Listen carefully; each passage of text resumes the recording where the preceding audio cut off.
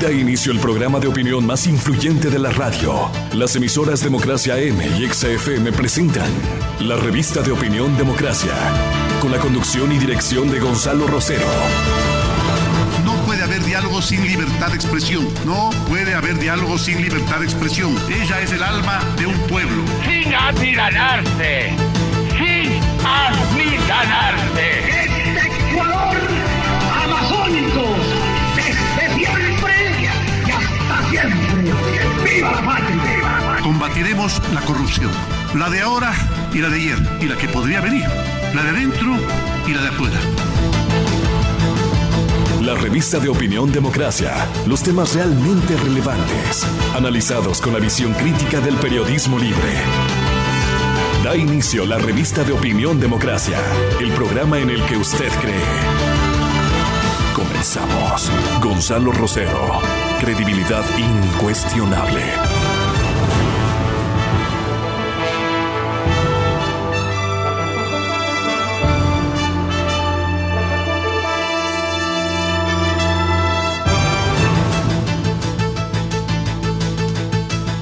Ayer hacíamos o ejercitábamos, señoras y señores, con nuestro saludo de respeto para todos ustedes, una reflexión en paralelo de lo que estaba ocurriendo durante todo el día en la nación argentina.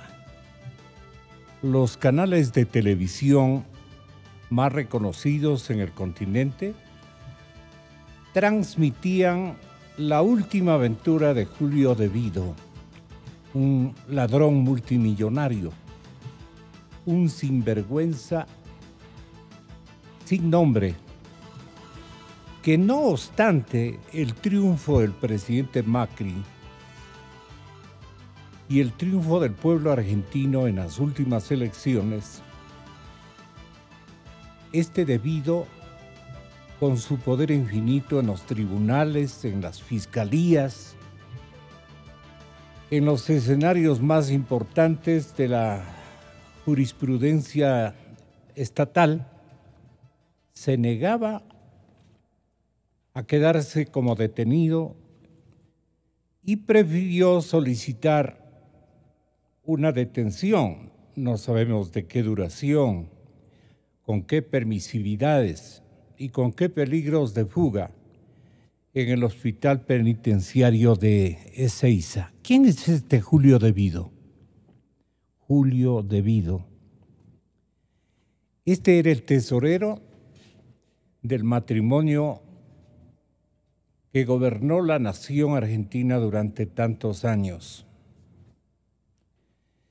y que Dios con su bondad permitió al pueblo argentino que este primer caballero, el ejecutor, el pana de los actuales dirigentes políticos, no de los actuales, estoy hablando mal, de los dirigentes políticos de esta última década, los del cartel, podríamos decir, en el continente, porque miren ustedes a la Argentina, adviertan lo que ha ocurrido en el Brasil, deténgase en un momentito a examinar lo que casi estuvo a punto de consumarse en el Perú. Lo que viene ocurriendo en Venezuela, con qué pena tenemos que reportar, señoras y señores, que esta misma liga de bandidos, adueñados de los países latinoamericanos con una ideología sustentada en el robo, en el reparto, en el engaño, se tomaron nuestro continente. Y en el caso de Venezuela, ustedes ven que han logrado dividir y subdividir a la oposición. Es una pena. Gente que pensábamos tenía muy convalidada su honra y su misión, especialmente su misión al servicio de las grandes causas de la democracia y de la honorabilidad administrativa, pues también cedieron al final y cayeron en la trampa madurista. En fin, lo que ocurre en otros tonos, en otros países vecinos, se llama corrupción. Corrupción por todos los lados. Y sí estábamos haciéndole seguimiento de Julio Devido. Él buscaba todo el tiempo evitar que le tomen fotografías, que le hagan un seguimiento en su tránsito en el vehículo, que logró marear a toda la prensa argentina, a todos los que se dejaron engañar.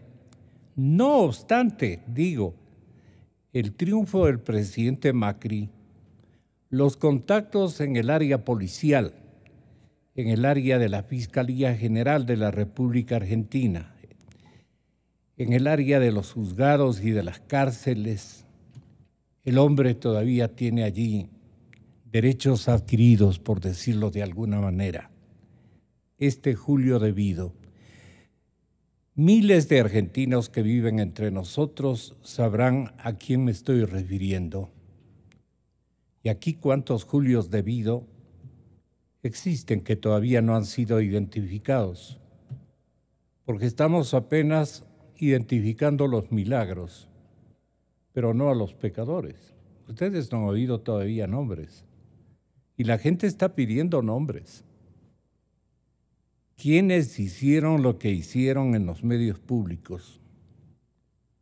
¿Quiénes abusaron incluso de los compañeros que tuvieron la mala fortuna de estar trabajando en medios públicos en un momento en que las cosas iban tan mal y tenían sustentos inmorales en su administración, etcétera, etcétera? Y es por eso que me he permitido invitar al respetable dirigente, señor Jorge Albán. Él es el presidente del Comité de Empleados de Gama TV, una de las entidades y de los canales de televisión más aludidos en la última temporalidad, especialmente un canal que entiendo, de lo contrario, un empresario o un buen conjunto o grupo de empresarios no lo hubieran fundado, refundado, mantenido, y hasta cierto punto Gama TV, que fue de propiedad de una familia igualmente controvertida, media Devidos, refiriéndome a los argentinos, pareciditos. Sin embargo, pues esta gente se dedicó exclusivamente a organizar medios de comunicación privados y de propiedad de este grupo de presión económica que también cogobernó nuestro país.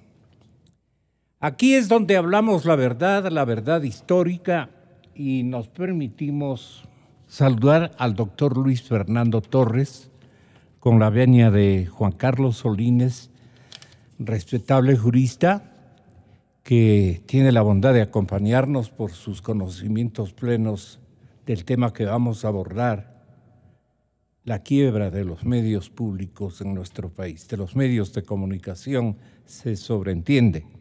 Doctor Solines, bienvenido, muy buenos días. Y lo propio al compañero Jorge Albán, el presidente del Comité de Empleados de Gama TV. Bienvenido, Jorge. Buenos días, muchas gracias. Luis Fernando, la gente quiere escucharle a usted. Qué lástima, tuvimos una información un poquito tergiversada, y entiendo que usted está emprendiendo un viaje muy importante. No obstante, ha tenido la bondad o va a tener la bondad de acompañarnos. ¿Qué debe hacer la justicia ecuatoriana cuando estamos comentando precisamente lo ocurrido en la nación argentina con Julio Devido? ¿Usted cree que aquí han habido también otros Julios aparte de nuestro maravilloso Julio Jaramillo, que por destino de la vida lleva ese nombre, que para los argentinos es un protagonista francamente ¿qué le podríamos decir? Un protagonista de una onda negativa que visitó también la nación argentina durante tantos años en el periodo Kirchner. Ventajosamente, la gente racional obtuvo la mayor cantidad de votos en las últimas elecciones. Caso contrario, los debido se quedaban allí. Se confió mucho este caballero, pero ayer le llevaron de las orejas a la cárcel hasta que, Dios no quiera, no fugue, no protagonice una fuga. Bueno, tenemos en este momento al señor asambleísta y le saludamos de nuevo con gran cordialidad.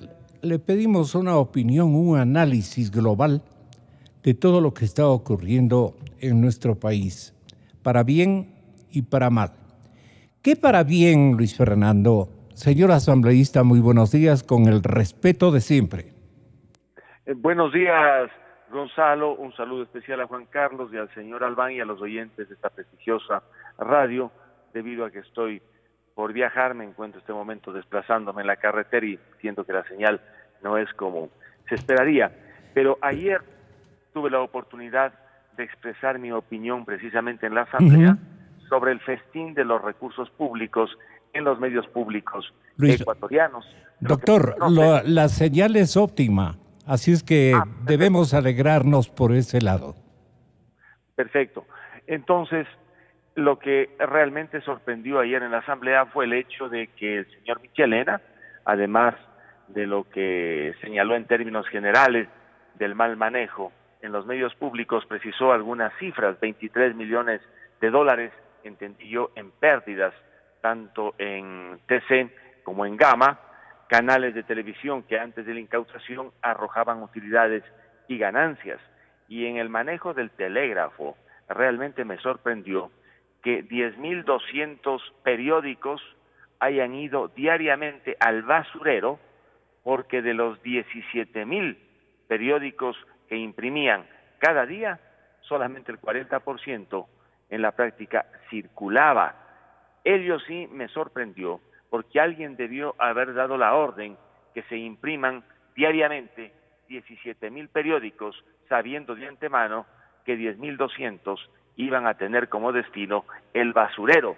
Y resulta que allí había de por medio recursos públicos, y bien puede ocurrir que luego del examen de la Contraloría General del Estado, estableciéndose indicios de responsabilidad penal, se abra un proceso en la Fiscalía por peculado, por disposición arbitraria de fondos públicos alrededor del manejo, no solamente del telégrafo, sino de los demás medios públicos que realmente fueron utilizados dentro del aparato de propaganda del régimen autoritario que se implantó en el país desde el año 2007. Yo estoy muy atento al informe de la Contraloría General del Estado. El Contralor tiene la palabra, serio como es, adelantará una investigación objetiva para establecer los indicios de responsabilidad penal, informe con el que el fiscal podrá iniciar indudablemente un proceso por peculado por la disposición arbitraria de fondos públicos. Pero lo que sí debemos tener como lección es que en todos los lugares donde han metido la mano han hecho daño. Metieron la mano en la justicia, hicieron daño. Ayer recibí en la Comisión de Justicia, luego de que ésta se suspendió, a varios de los jueces que contaron sus dramas de cómo han sido perseguidos para ser expulsados de la función judicial ecuatoriana sin derecho al pataleo, sin derecho a defenderse. En esas circunstancias, yo creo que las lecciones van quedando bastante claras. Meten la mano, dañan. Metieron la mano, dañaron la justicia. Metieron la mano en los medios de comunicación y los dañaron, los destruyeron. Por ello es que ahora que tenemos la oportunidad de sacar esas manos, habrá que ver cómo podemos rehabilitar la justicia ecuatoriana, los medios públicos y todos los espacios donde tiene que prevalecer la decencia y el Estado de Derecho. Una primera toma del pensamiento evaluatorio que tiene el presidente de la Asociación de Empleados, de colegas periodistas, de colegas sonidistas, personal importante, de especialmente el medio de comunicación al que se va a dignar identificar. El compañero presente aquí, Jorge Albán, en su condición de presidente del Comité de Empleados de Gama TV, quiere enterarle a usted y a la ciudadanía dónde poder ubicar las causales más que los diagnósticos que la investigación periodística tendrá para la lectura de sus consumidores de impresos, de sus consumidores de audio y video, es decir, los canales de televisión. Eso nos compete a los periodistas, compete a los jueces. Pero lo que más se requiere en este momento es conocer los nombres de quienes lideraron toda una serie de componenda, de engaños, con los que mantuvieron a los dirigentes de los empleados de los canales de televisión y de los medios públicos totalmente alejados o ilusionados con una realidad que no iba a darse bajo ninguna circunstancia, porque el robo se hizo para los de cúpula. Y estamos viendo, señor asambleísta, a usted nuestra queja, que son personajes externos, o sea, extranjeros, de fuera de nuestro país, los que han comandado este tipo de operaciones nefasto y que determinaron naturalmente la caída de los medios de comunicación por el lado económico. Por eso me permito presentarle a usted, con el respeto que merece la Asamblea y usted como fiel representante de ella, al señor Jorge Albán, que nos acompaña, igual que el doctor Juan Carlos Solines, que también nos va a hacer la bondad de ofrecernos una serie de opiniones sobre el tema que nos ocupa. Pero yo quiero, Jorge, que tenga la bondad de unos términos más concretos, en virtud de que el señor asambleísta está de viaje, está a punto de seguramente arribar a su destino para abordar una aeronave en la capital de la República. Entonces, le haga un sucinto análisis, informe, reporte de lo que a ustedes, por ejemplo, en Gama les ocurrió con una serie de engaños que ahora mantiene a una gran cantidad de familias en un estado de alerta policial, alerta casi delictiva, con una deuda sobre sus hombros, sobre sus espaldas, que fueron llevados a ello por ofrecimientos que quedaron truncos o que simplemente sirvieron como una especie de elemento que justifique su atraco en los canales de televisión que pasaron por esta mala experiencia. Tenga la bondad, Jorge, le está escuchando el asambleísta, el representante popular y representante ciudadano. Tenga la bondad. Jorge Albán. Señor Rosero, muchas gracias. Buenos días. Doctor Solines, señor asambleísta Luis Fernando Torres, buenos días. Muchas gracias por la oportunidad. Pues bien, esta historia comienza a raíz de la incautación, que eso se realizó en el año 2008.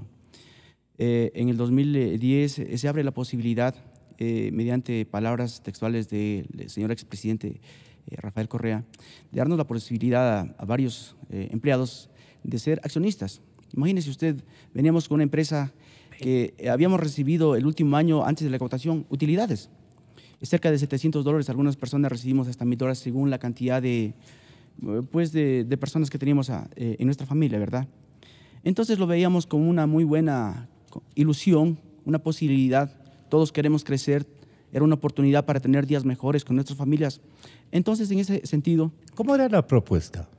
La propuesta era muy ilusionante porque obviamente íbamos a ser parte de un paquete accionario, en este caso que fue del 22%, del cual íbamos a recibir utilidades, como le mencioné hace un momento, que se venían dando porque había utilidades. Se iba a pagar estas acciones mediante los dividendos, obviamente, del 10%. De la rentabilidad que daba el negocio. Que daba el negocio, más otra que como trabajadores teníamos, y por supuesto el 22%. Era bueno. Además de eso, teníamos también un contrato, hay un adendum, en el que se da espacios de programación para que, en este caso, los compañeros del fideicomiso podamos usufructuar, si se quiere, con eso y poder pagar las acciones. Tenemos 3 horas, el sábado y domingo, además de los avances del noticiero, con lo cual se iba a pagar. O sea, parecía, la verdad, muy cómodo. O sea, la posibilidad era muy ilusionante. Era factible más que todo. Era factible más que nada. O sea, no era votado así. Se veía que era posible, dado, como digo, que veníamos de un canal que recibía utilidades. Si hubiera sido lo contrario, creo que nadie se hubiera metido, como es obvio. En ese sentido… Perdone los niveles de rentabilidad que conozca el señor asambleísta que nos escucha.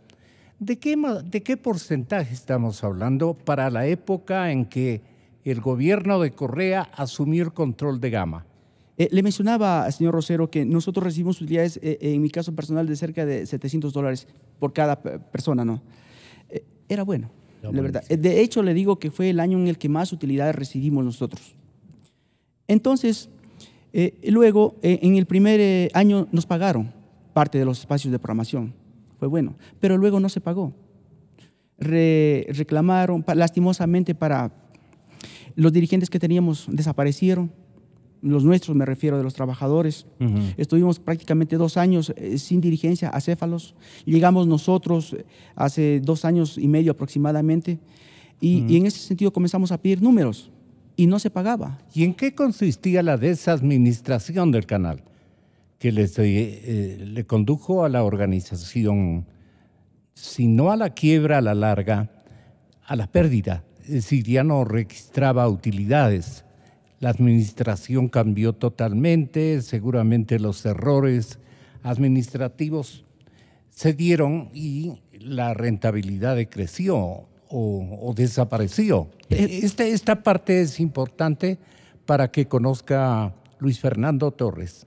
Es obvio que ha habido una mala administración, un mal manejo. No puede ser posible que una empresa, si tuviera dueño, señor Rosero, si esta empresa tuviera dueño, como cualquier dueño, si tiene una inversión, obviamente que es para ganar.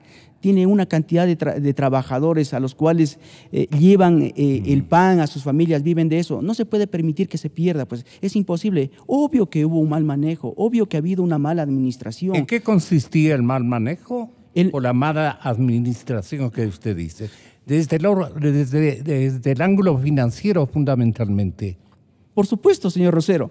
Cuando se crean unos espacios como el de la Sabatina y no se cobra estos espacios que pasan de los $5 millones en espacios en los cuales se tenía otros programas que salían y se pagaba y no se cobran, por supuesto que hay un mal manejo. Pero había gente de un grupo musical que no lo quiero identificar, pero que más o menos la gente lo recuerda, que ganaban prácticamente, tenían las mayores utilidades de las sabatinas. Había un personaje que tenía esta ventaja de rescatar un buen valor por el uso incluso de equipos que terminó él adquiriendo y de última generación. Es decir, hizo dinero este caballero en compañía de otros miembros de este conjunto musical, a los cuales incluso les mandó de embajadores a diferentes países en Europa.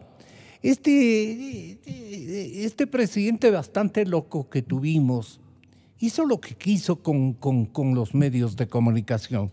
Pero vamos con esto.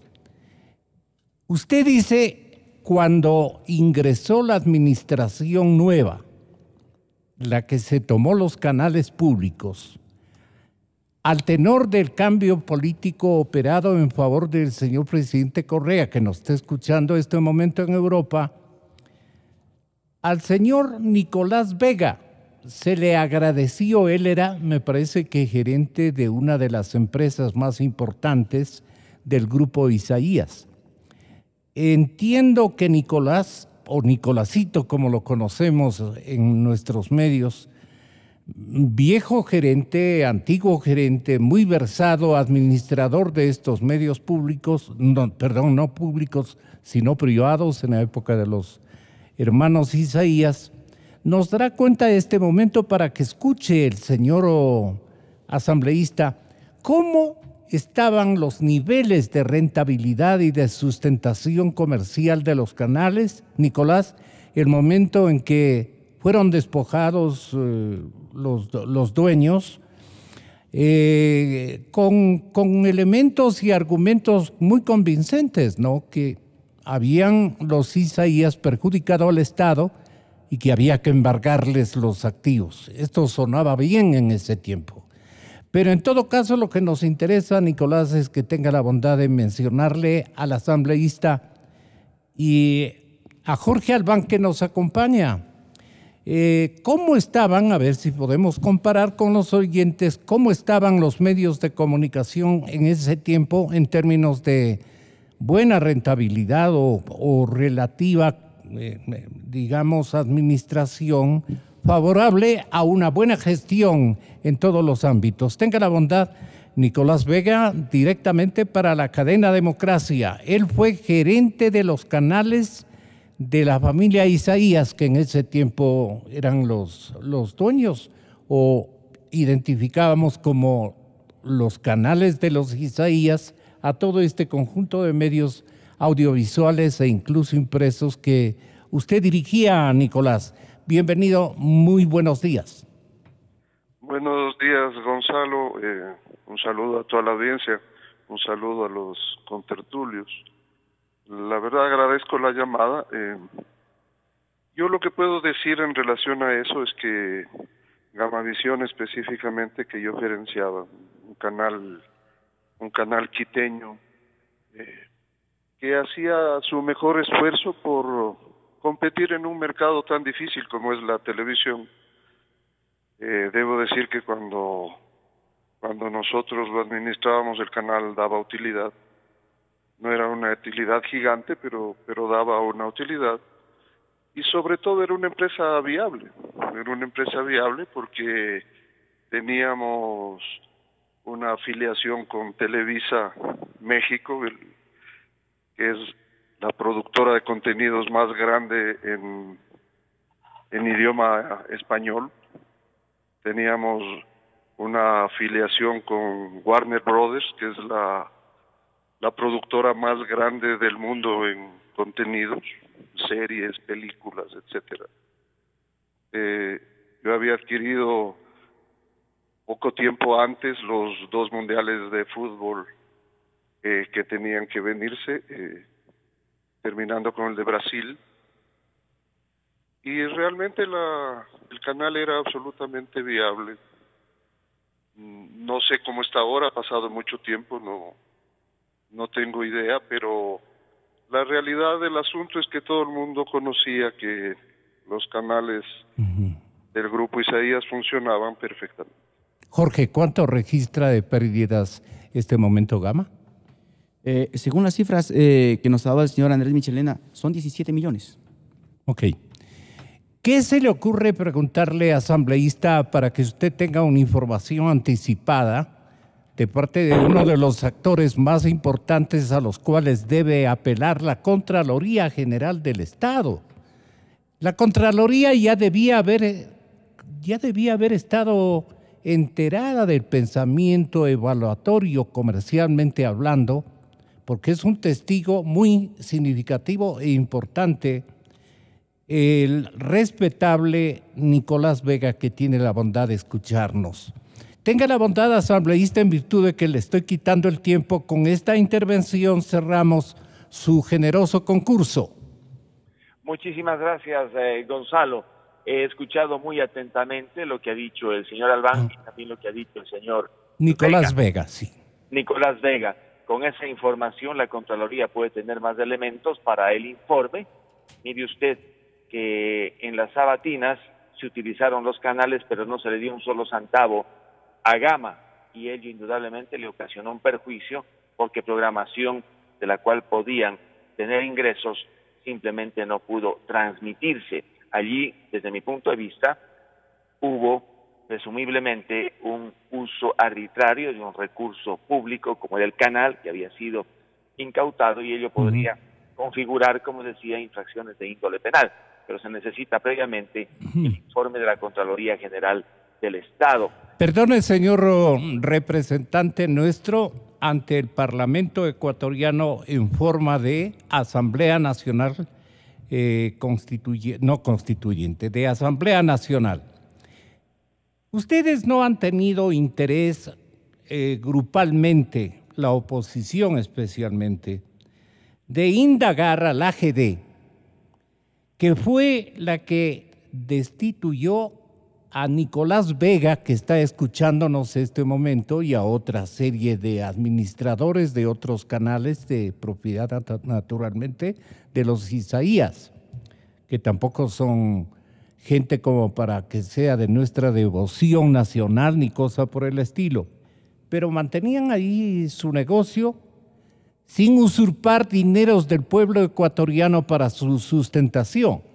Ellos corrían con los riesgos y ejercitaban una tarea en ese sentido. La AGD destituye a Nicolás Vega, señor asambleísta, en su condición de gerente general de Gama TV. Y esta agencia de garantía de depósitos cesa en funciones a los gerentes. Me acuerdo incluso, según este boletín informativo de última hora, nombró como nuevo titular, dice, a Pablo Orellana Vega. Vega fue removido, del cargo, y por el momento se encuentra fuera del país. Seguramente se refieren a Pablo Orellana. Ok, sí, porque no tiene sentido lo que estamos haciendo. Ahora, por disposición del doctor Carlos Bravo, gerente general de la AGD, debido al franco desacato al cual ha incurrido el señor Nicolás Vega López, en su calidad de administrador, decía el argumento, la pieza argumental con la que cancelaron a Nicolás aquí presente. Aquí está Nicolás, con la cara limpia y con la visión objetiva, señor representante, de lo que realmente ocurrió. Él tendrá, obviamente, sus principales preocupaciones sobre conductas que nada tienen que ver con la administración de Gama TV, sino que responden a conflictividades del grupo que eran dueños de estos canales. Así es que con esa salvedad quiero que tenga, Nicolás, la bondad de darle la información que requiere Luis Fernando Torres, si es tan amable.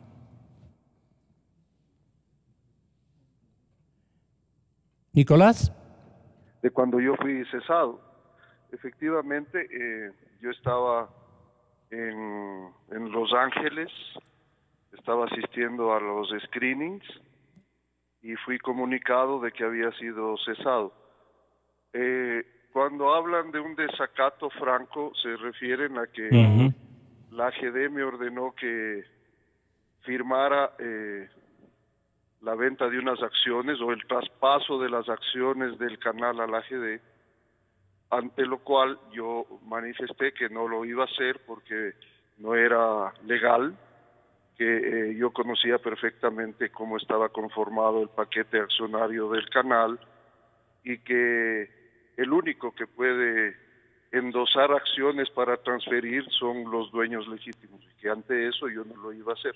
Correcto. Y que podían hacer lo que ellos crean conveniente, pero que era imposible que yo firmara esas acciones. Ese es el desacato del que hablan, y efectivamente fui comunicado de que había sido cesado. En ese momento yo estaba como coadministrador del canal, porque el gobierno nacional se encontraba en conversaciones para ver si es que llegaban a arreglar el problema del grupo Isaías y devolvían algunas de las compañías y cobraban el dinero, etcétera, cosa que no se dio y por lo tanto ustedes ya conocen el desenlace después de eso. El desenlace, así es. ¿Qué otra cosa podría usted informarle o respetuosamente requerir a la Asamblea se digne investigar, ¿no? Especialmente actores como Luis Fernando Torres, que por su inteligencia, su experiencia, en fin, y su talento, su calidad humana, él naturalmente estará en condiciones de poder, con lo que le diga a usted y con lo que le diga Jorge Albán, comenzar una actuación mucho más directa para rescatar derechos consumados por este mal momento que ha sufrido la República del Ecuador por una mala designación del pueblo ecuatoriano. Tenga la bondad, Jorge, y tenga la bondad también nuevamente Nicolás. A ver, Jorge, ¿qué le pide usted? Porque ya tiene Luis Fernando que arribar al destino para continuar un viaje muy importante. Sí, por supuesto. Que las autoridades, por Dios, en este caso la Contraloría, la Fiscalía, tomen cartas en el asunto. ¿Qué tienen que hacer estos organismos de control? Para lo que fueron creados, que controlen, que busquen los responsables. Aquí hubieron administraciones que hicieron y deshacieron también, pues no. Porque si hablamos de responsabilidad, ellos debieron haber sabido hacer las cosas en procura de mantener la empresa. Bien, si es que se dejaron llevar por, qué sé yo, por pedidos, no sé, de más arriba, políticos, sabían bien que estaban haciendo daño a la empresa, por ende a los trabajadores.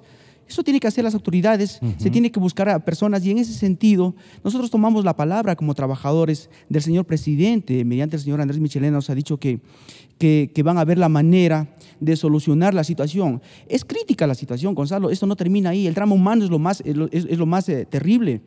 La gente, nosotros vivimos de un sueldo, saber que hay personas que tienen 34 años, 38 años, 25 y que esa gente en este momento prácticamente la empresa está quebrada. Saber si a lo mejor en algún momento cierran la empresa. ¿Y qué pasa con esa gente? ¿Van a haber liquidaciones? ¿De dónde si es que cierran? ¿Qué pasa con eso? Toda una vida trabajando ahí. Esa es una parte del problema. El otro problema es que, claro, como deudores, en este caso garantes solidarios, tiene también un problema que tiene que pagar. O sea, eso más uno no puede ni dormir pues, con esa situación. Entonces, en ese sentido… Con la deuda en que les embarcaron. Pero por supuesto. Y en ese sentido… Porque no ha pagado, porque hay contratos y hay adendums firmados, espacios de programación que se debieron haber pagado y no se ha cumplido con eso. Eso es muy importante, porque no es que le estamos rogando también que nos regalen alguna cosa. Hay contratos y adendums firmados que no se han cumplido. Eso es así. Se ha abusado y muchas ocasiones se dijo que éramos nosotros dueños de algo que nunca fuimos. ¿En cuántas ocasiones se dijo que nosotros éramos accionistas y dueños de un espacio? No lo somos. ¿Cómo podíamos contribuir también para que las comisiones, especialmente siendo Luis Fernando Torres, miembro del principal estamento legislativo de este momento, ¿es cierto? Él tiene de alguna manera la posibilidad de transferir pautas, pistas, elementos que le puedan conducir a una tarea adecuada para este momento, especialmente a la Contraloría, pero esto ya debe ser un asunto del Contralor subrogante. Él nos ha comprometido el día de ayer a los medios de comunicación y a través de nosotros a la ciudadanía que esté empeñado en ese trabajo. Así es que, ¿qué recomendaciones podría usted formular finalmente, Nicolás? Y habrá oportunidad de hacer una disección un poco más amplia Bueno, Gonzalo, la verdad yo primero solidarizarme con mis ex compañeros de empresa. Los que hemos estado en medios y en televisión sabemos el gran esfuerzo que hacemos todos. La televisión se forma mediante equipos que en muchas ocasiones trabajan 10, 12 horas seguidas. Gamavisión era un canal que hacía mucho deporte, por ejemplo. Y yo recuerdo claramente cómo el personal respondía con un cariño impresionante porque todos teníamos metido en la cabeza y en el corazón el bicho de querer ser mejores, de poder ganar, de poder demostrar a la sociedad, a nuestras familias, que hacíamos bien el tema. Me duele mucho oír que hoy las familias por las que todos nosotros luchamos siempre, porque no son 200 o 250 empleados, son 250 familias. Que tuvimos épocas malas, épocas de bonanza, pero que cuando... Como toda empresa. Como toda empresa, pero que cuando esto sucedió, yo diría que el canal estaba consolidado, con problemas como casi todos los del mercado televisivo, pero era un canal viable que dejaba la posibilidad de tratar bien a sus empleados, de repartir las ganancias que quedaban. Sobre todo ese espíritu combativo de hacer todo bien. El canal era el canal en ese momento con mayor cobertura a nivel nacional. Nosotros servíamos a la mayor cantidad de población en el Ecuador. Teníamos estas filiaciones internacionales, teníamos Copa América, etcétera. Era un canal que estaba en la lucha, ¿no? Vigoroso, totalmente vigoroso. Así es. Yo le agradezco mucho y le dejo a la ciudadanía con la voz y la opinión de Luis Fernando Torres y su compromiso cívico de hacer algo efectivo por esclarecer esta situación, condenar, castigar y rescatar los dineros que se han metido al bolsillo privilegiados en esta circunstancia. Aquí unos ejemplos, por ejemplo, sin poner nombres, como usted prefiera, Jorge, pero los gerentes generales, los puestos que se iban creando en el canal y todo lo demás, no eran privilegios que determinaron precisamente su fracaso financiero. Efectivamente, señor Rosero, cuando nosotros como dirigentes iniciamos hace 2 años y medio, nosotros nos enteramos de que, Gonzalo. Gonzalo. Había personas que ganaban más de $30,000. Se puede imaginar un insulto a los trabajadores que en ocasiones ganábamos el básico. En la administración de ese momento nosotros hicimos hincapié que no podía darse esa situación. Habían personas extranjeras que daban asesoramiento supuestamente. De hecho, pusieron unos programas que nunca funcionaron, nunca dieron resultado, pero justificaban seguramente esos sueldos, ¿no? Hubo un administrador que puso a su hijo, le hizo famoso, le hizo estrella de un programa de televisión. También estuvo la novia, el sobrino de él también estuvo como productor de deportes. Así fue la situación que se dio. Cuando nosotros llegamos, pidió eso y efectivamente hubo el despido de esas personas que la verdad ganaban exoneradamente 12, 18, como le digo, hasta ese valor que pasaba a los $30,000. La verdad, y mientras tanto, nosotros como trabajadores, como comité de empresa, pedimos un contrato colectivo, que se incremente el sueldo. Eran años que no se había hecho. Recién este año se hizo un incremento a la gente. Pero sí había para esas personas, o sea, había crisis para las personas, los trabajadores normales, para los camarógrafos, para los asistentes, para eso había crisis. Pero no había crisis para esas personas que ganaban 12, 18. Hubo Gonzalo, hubo compra de materiales que nunca salieron al aire, que pasa de $1 millón. Nunca salieron al aire, pero se pagó por eso. ¿Y sabe qué es lo peor? Que en la situación de la televisión nunca pudo salir al aire porque no salió para el contrato que fue. O sea, tiene un determinado espacio con el que puede salir. No salió, entonces se perdió. Y no pasó nada. Luis Fernando Torres, asambleísta, por favor. Gracias. Bueno, estoy sorprendido con estas revelaciones que hayan existido ejecutivos que ganaban por sobre los $30,000 y camarógrafos operativos de los canales que estaban con remuneraciones básicas. Ciertamente que me sorprende y también me indigna, pero está muy claro que ordeñaron la vaca hasta que se quedó sin leche aquellos que incautaron estos canales de televisión en medio de un proceso también que tuvo serios cuestionamientos, a tal punto que el día en que se incautaban los canales, con muchísima decencia, me parece que el ministro de Economía de la época renunció para no estampar su firma en un acto abiertamente cuestionado desde el punto de vista jurídico. En la Asamblea, indudablemente, luego de lo que se ha conocido y se conocerá, deberemos tomar todas las acciones para poder impulsar las responsabilidades políticas de aquellos que son objeto de fiscalización de la Asamblea y tienen que responder, porque algunos deben haber estado mirando de lejos, autorizando con guiños de ojo que sigan ordeñando a esta vaca lechera llamada Gamavisión TC, pero también son responsables, porque si ellos permitieron este festín de los recursos públicos, deberán igualmente responder.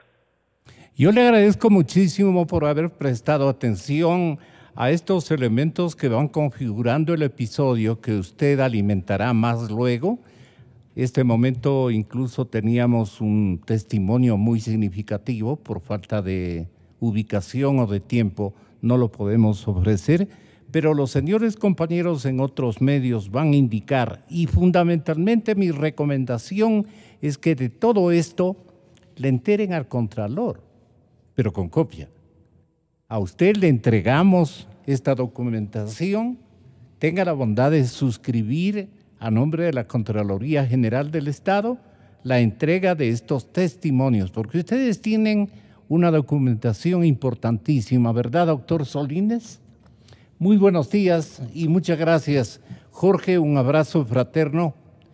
Estos micrófonos están abiertos permanentemente para ustedes. Muchas gracias, señor asambleísta. Buen viaje. Muchísimas gracias a todos los que han colaborado con esta primera parte de esclarecimiento. ¿Cómo le parece todo? Gracias, Nicolásito. Nicolás Vega, que ha tenido la bondad también de comparecer, dadas las circunstancias, con su testimonio muy significativo. De todo esto, ¿qué le ha llamado más profundamente la atención, doctor Solínez? Gracias, Gonzalo, por la invitación. Un saludo a toda la audiencia de Democracia, EXA, y un saludo a la distancia también a Luis Fernando Torres, a Nicolás Vega y a Jorge Albán, que nos ha acompañado en este espacio. Bueno, yo creo que nuevamente el pueblo ecuatoriano se ve golpeado y asombrado por un nuevo acto de corrupción sucedido o acaecido en estos últimos 10 años del gobierno correísta. Y creo que este caso de los medios que se ha denunciado y que lo ha sido denunciado por Andrés Michelena, yo aplaudí la designación de Andrés Michelena y de Fernando Larenas al frente del Telégrafo en su momento. ¿No? Yo creo que era una garantía de que se iba a revelar y a transparentar la real situación de los medios de comunicación. Digo, esta revelación que hace me parece que representa una radiografía de lo que fue la Revolución Ciudadana en estos últimos 10 años. Es decir, de lo que fue el régimen correísta. Es decir, mentira y engaño para tomarse los medios, ineficiencia, corrupción, cero control, doble moral y evidentemente pues las consecuencias ya de las fugas y demás temas que acompañan a este tipo de administración. Digo mentira y engaño porque en su momento se nos vendió el discurso de que iban a poner en orden a los medios que se habían convertido en un poder fáctico y que a través de la incautación y la creación de medios públicos iban a corregir las taras y las deficiencias de esa prensa corrupta, de ese poder fáctico. Ese fue el discurso engañoso.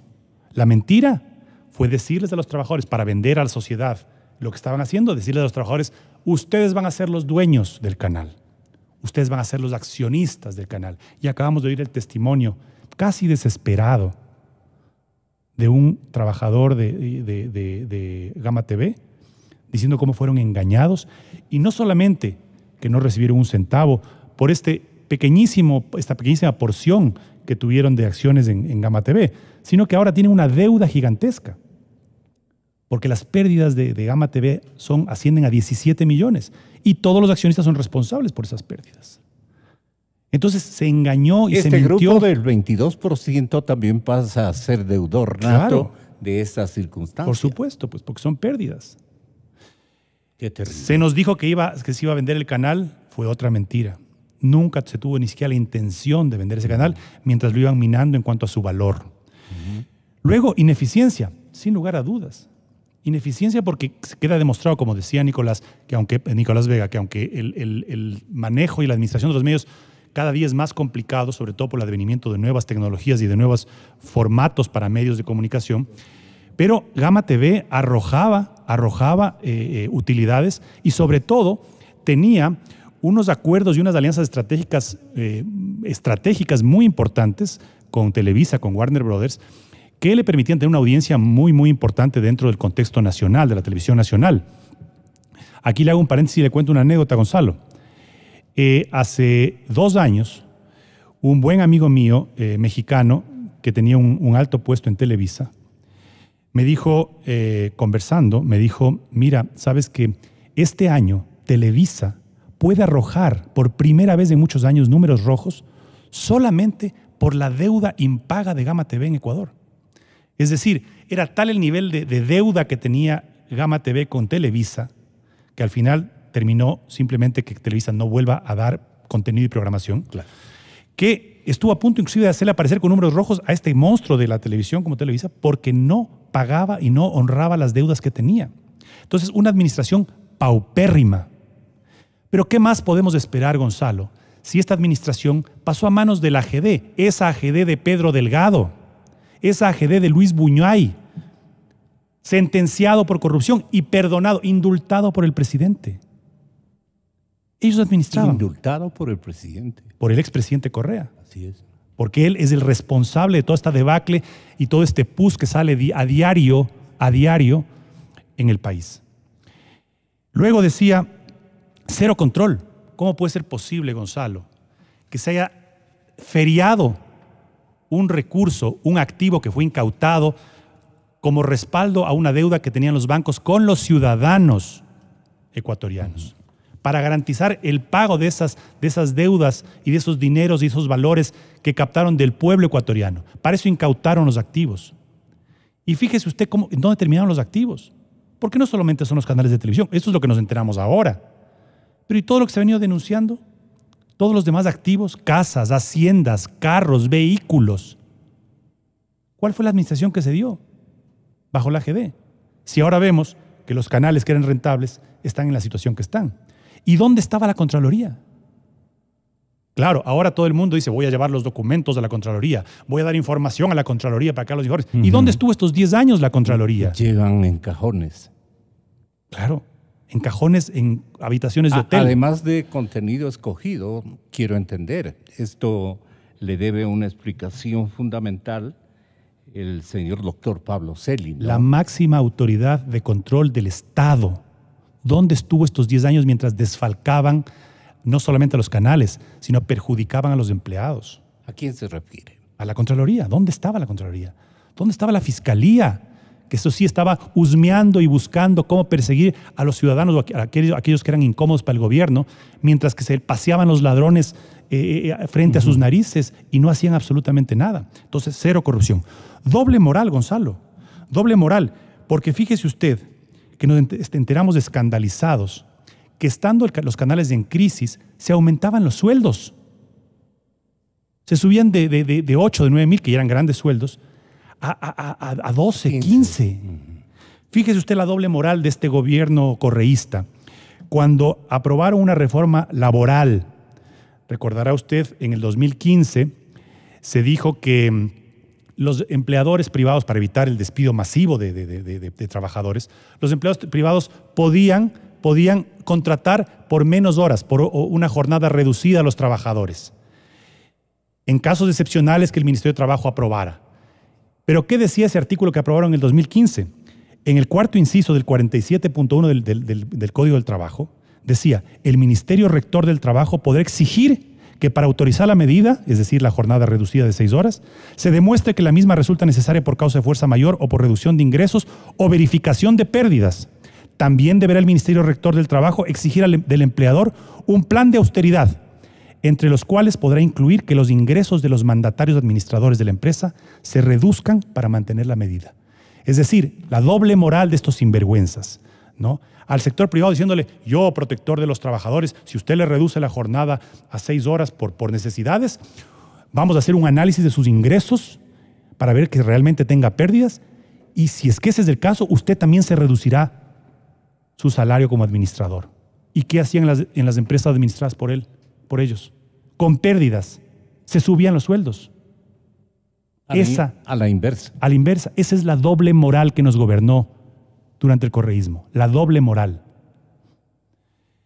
Y finalmente... Ahora, ¿qué le compete a Pablo Celia? El señor Contralor Subrogante ha mencionado que se encuentran realizando exámenes especiales respecto de la situación de los medios públicos y de los medios incautados. El doctor Celia ha indicado que cuando concluya este examen se podrá saber o establecer una conclusión en cuanto al establecimiento de responsabilidades. Aún no pueden adelantar criterios de algo que esté en proceso de indagación, ha dicho el Contralor Subrogante, doctor Solines. Sí, en este momento no queda otra que la Contraloría proceda de acuerdo a lo que son sus mandatos legales y constitucionales, investigue. Y sus permisividades de carácter normativo, ¿no? De alguna forma que corrija la inoperancia de los últimos 10 años, que haga lo que no hizo en los últimos 10 años, de acuerdo a lo que establece la normativa jurídica ecuatoriana, y llegue al fondo del asunto. Pero llegar al fondo del asunto no es de emitir un informe con responsabilidades civiles y penales. Llegar al fondo del asunto es que estas responsabilidades pasen a los órganos competentes, a la Fiscalía, se persiga por parte de la Procuraduría del Estado la repetición de los dineros mal administrados, porque cuando hablamos, por ejemplo, del telégrafo, no solamente se trata de que la denuncia que hace Andrés Michelena de que 10,000 o más ejemplares iban a la basura diariamente. Se trata también de que esos otros ejemplares prácticamente eran regalados, colocados en las instituciones del Estado, repartidos como hojas volantes. Entonces, ¿cuántos fueron los ingresos reales que se generaron por la impresión de este panfleto? Porque en realidad en eso se convirtió, en un pasquín de gobierno, para atacar a opositores, para desprestigiar personas, para acabar con honras y nos demuestren cómo se administraron esos dineros. ¿Cuáles fueron los sueldos de los administradores que malgastaron los dineros públicos? Por ejemplo, en el caso de Ecuador TV, porque ahorita solo estamos en el escándalo, se centraliza en Gama TV, pero TC también tiene pérdidas. Y Ecuador TV tiene equipos adquiridos, embodegados, dañándose seguramente, que no ha podido responder supuestamente para un plan de expansión de Ecuador TV en las provincias amazónicas. Hay que determinar quién realizó, quién ordenó, quién aprobó estas adquisiciones, que seguramente, porque todo en la época correísta o la gran mayoría de cosas se hizo con sobreprecio o se hizo sin un estudio que sustente la adquisición de bienes materiales. Entonces habrá que ver en qué se fundamentó, en qué plan de expansión, con qué tipo de estudios, y todo eso tiene que hacer la Contraloría como parte de su estudio. No podemos conformarnos con que ahora la Contraloría diga rápido voy a hacer el trabajo que nos hizo en 10 años, rápido voy a sacar los informes que determinan responsabilidades y todo quede ahí. Esto tiene que irse hasta las últimas consecuencias. Se tiene que saber, se crearon incluso empresas de coordinación de medios públicos. ¿Qué pasó con esas empresas? Empresas públicas que son tantas que ya ni siquiera me acuerdo los nombres, pero empresas de coordinación de medios públicos. Empresas de contrataciones. Inclusive. ¿Cuál fue el rol de la SECOM en todo esto? ¿Quién ordenaba que se utilicen los espacios de manera gratuita, sin beneficio de inventario, de medios que eran simplemente incautados, no eran medios públicos? ¿De quién eran las agencias de publicidad? ¿Quiénes eran los propietarios de las agencias de publicidad que con el carácter de exclusivo tengo tanto coraje, porque me vino el recuerdo de que una de las empresas de los hermanos Alvarado era la que monitoreaba o monopolizaba, más bien dicho, toda la transferencia de la publicidad del Estado, de las entidades estatales, de las organizaciones públicas, de todo lo que olía a gobierno, que era todo, absolutamente todo, y había una lista negra en la que estábamos incluidos muchísimos medios de comunicación que naturalmente por nuestra posición periodística y de absoluta independencia frente a estas irresponsabilidades que se estaban gestando y a esta línea de conducción del aparato estatal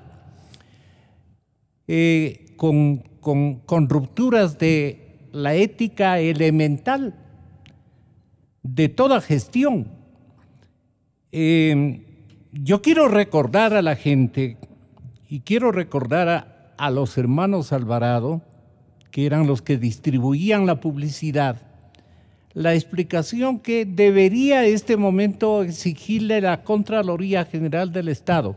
¿Cómo repartían las alícuotas publicitarias a través de una intermediación conocida por todos y que beneficiaba a determinados medios que naturalmente se alineaban con la política global del gobierno?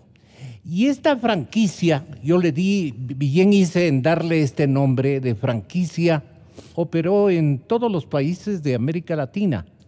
Ayer precisamente con el tema de Vido, escuchábamos a la periodista Clara Mariño, una periodista que ha honrado a la profesión en América Latina, una figura como Clara Mariño, refería el mismo monitoreo de la publicidad, el funcionamiento de la misma metodología o franquicia a la que apelaron todos estos gobiernos para premiar a los que estaban de acuerdo con las políticas de Estado y castigar a través naturalmente de un cierre de toda forma de ingresos a las empresas periodísticas que no comulgábamos con estas prácticas políticas administrativas. En fin, esto ya les vamos a escuchar una partecita para que ustedes tengan la bondad, al tenor de este episodio de Julio de Vido, mala coincidencia para los actuales responsables de todo lo que estamos comentando esta mañana. Vamos a hacerles escuchar cómo funcionaba el asunto en Argentina y es tan parecido como el episodio que nosotros fuimos parte, obviamente en calidad de víctimas en la nación ecuatoriana. Usted quiere decirnos algo adicional. Sí, Gonzalo. Justamente en referencia a lo que usted menciona. Juan Carlos Solines. A lo que usted menciona. Aquí en el Ecuador, usted recordará, Gonzalo, teníamos la ley de radio y televisión, la ley especial de radio y televisión. Y en esa ley se establecía las obligaciones sociales de los medios de comunicación. ¿Y en qué consistían las obligaciones sociales? En espacios que estaban regulados por la ley y por el reglamento, que los medios de comunicación privados debían dar al sector público, es decir, a la presidencia, se decía inclusive textualmente a quién se le entregaba esos espacios, a la presidencia de la República, al Congreso Nacional en aquel entonces, a la función judicial, al Consejo, al Tribunal Supremo Electoral en aquel entonces, a los Ministerios de Salud, al Ministerio de Educación para ciertos temas específicos de difusión, y estaba regulado los espacios públicos. El correísmo viene a distorsionar esto. Elimina de un plumazo la ley de radio y televisión, crea este Frankenstein, que es la ley orgánica de comunicación, y comienza el abuso por parte del Estado de los espacios obligatorios Y también introducen este elemento perverso que ha probado ser una fuente de corrupción y de manipulación política, que es el pautaje. El Estado, el gobierno, los municipios no son anunciantes, Gonzalo. No son anunciantes. Ellos deben tener espacios en los medios públicos y en los medios privados para informar lo que se está haciendo o para, en casos de emergencia, informar sobre algún tema de importancia, emergente. Pero no es que comienzo a decir, a ver, yo aquí tengo una torta publicitaria estatal y te doy un poquito para ti si te portas bien, un poquito para acá, porque eso distorsiona inclusive la pureza editorial. Entonces, y ojo, asoma como premio, ¿no? Yo no quiero aventurarme a decir el rol de los hermanos Alvarado en toda esta nueva saga de corrupción de los medios incautados y los medios públicos. Pero es público y notorio que ellos ejercieron un poder absolutamente claro en cuanto a las estrategias de comunicación, a las estrategias de propaganda, a las estrategias comunicacionales del gobierno, y por lo tanto es labor de la Contraloría en primera instancia y luego de la Fiscalía del Estado identificar autores, cómplices y encubridores de estos potenciales delitos que se están revelando y que deberá esperarse a los informes de Contraloría para determinar exactamente los tipos penales en los que se pudo haber incurrido, peculado, concusión, lo que hubiese sido, incluso delincuencia organizada, porque recordemos que el pilar de la propaganda, este régimen al que nos sometió el correísmo, de propaganda día, tarde y noche por todos los medios, con abusos, con interrupciones de noticieros, con interrupciones de programas para disque ejercer su derecho a la réplica, con cadenas impuestas, con cadenas chantaje. Todo eso va a tener que reducirse, sintetizarse en tipos penales. Escúcheseme bien, Gonzalo, en tipos penales. Extorsión, lo que fuera. Y entonces va a tener que llegarse, como digo, a los autores, cómplices y encubridores de estos potenciales delitos que se están descubriendo y develando ahora, porque la denuncia de Andrés Michelena no es una simple denuncia de ineficiencia, es una denuncia de corrupción, de un nuevo caso de corrupción. Y que esto se ampliará obviamente a los demás activos incautados por la AGB, que fueron administrados por el primo del expresidente Correa, Pedro Delgado, y por otras personas. Finalmente, Gonzalo, creo que es importante decir y advertir a otras instancias del Estado que no incurran en las mismas prácticas nocivas que se están revelando hoy día fueron parte del correísmo, ¿no? Ya veo yo también que la alcaldía de Quito también está haciendo uso de espacios, que está también colocando y pautando publicidad, ¿no? Que no se incurre en eso. El sector público debe tener espacios absolutamente regulados por la ley para que informe. No puede estar jugando con una torta publicitaria que le doy aquí, que le doy acá, que este programa, que esté aquí, que este concierto. No puede ser así. O a este nada. Y ahora se está revelando y habrá que ir a otras instancias también para ver si se han incurrido en estas prácticas de utilizar medios públicos. La administración del medio público es una administración de un activo del Estado y tiene que estar administrado con absoluta pulcritud. No puede haber agendas ocultas, ni favoritismos, ni manejos irregulares de estos recursos que les pertenecen a los ecuatorianos, no al gobernante de turno, no al presidente, no al alcalde. Les pertenece a los ciudadanos. Los ciudadanos estamos pagando y financiando esos medios públicos. Y los medios privados sí pueden pautar publicidad y se financian de la publicidad, pero de la publicidad comercial. Entonces, yo creo que ahora que se ha puesto en la mesa de debate el funcionamiento corrompido de los medios públicos y de los incautados, creo que es un momento adecuado para que se haga un examen de cuál es la relación del Estado frente a los medios, cuál es el rol que deben jugar los medios públicos, cuál es el rol que deben jugar los medios privados frente al Estado. En cualquier momento, señoras y señores, apenas en un par de minutos voy a hacerles escuchar, apenas en 2 minutos, más o menos el perfil que explicaba ayer Clara Mariño, una excelente periodista argentina, respecto a lo que significaba este Julio Debido.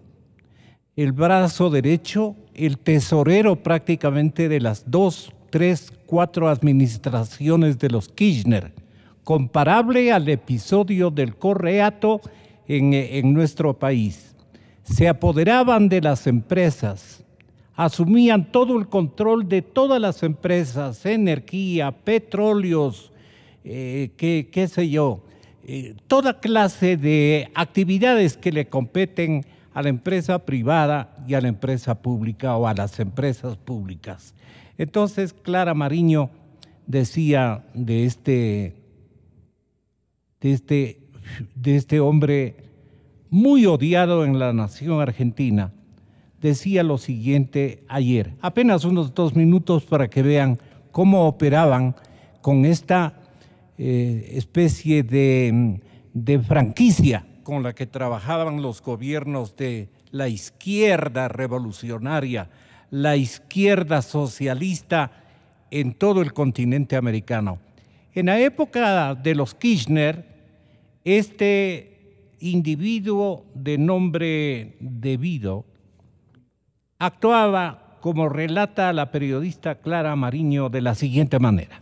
Pero a mí me parece sí que es un cambio de época. La figura de Devido trasciende a la propia figura de Julio Devido, porque a mí me parece que Julio Devido representó un sistema que gobernó a la Argentina durante los últimos 12 años. Para que ustedes tengan una idea, Julio Devido fue un superministro que administró obra pública, administró todo lo que estaba vinculado al tema energía y todo lo que está vinculado al tema subsidios a los transportes. Todo esto que yo les estoy diciendo configuran una cifra increíble. El señor Devido administró durante 12 años 200.000 millones de dólares. El sistema en sí, cuando vos manejás, concentrás en una persona semejante cantidad de dinero, es imposible que no haya corrupción. Lo que está hoy ante el juez no es solo un hombre, es un sistema que algunos dicen que es el más corrupto de la historia de la democracia argentina, no lo sé, pero cuando concentras el poder en un hombre que además cumplía órdenes desde lo más alto, me refiero a Néstor y Cristina Kirchner, y que tiene una caja de 200.000 millones de dólares, es imposible no imaginar corrupción en grados que nunca vio la Argentina hasta ahora. Y no, fíjate vos, con la cifra que yo te doy, si vos le ponés la lupa a esa cifra, seguramente debe haber muchas más cosas, pero mira, claro, vos mencionabas Río Turbio, son 26.000 millones de pesos. En la causa de la compra de gas licuado, estamos hablando de sobreprecios de 7.000 millones de dólares, cuando Devido, en un momento, creo que cuando quisieron quitarle los fueros, amenazó diciendo, y en esto tiene razón Devido, mire que yo he hecho negocios con empresarios, con gobernadores, con intendentes y con jueces. ¿A quién tiene, digamos, en la mira Julio Devido? ¿Vos creés que va a hablar y que va a contar? Mirá, yo creo que en la libretita de Devido... ¿Qué teléfonos habrá ahí, no?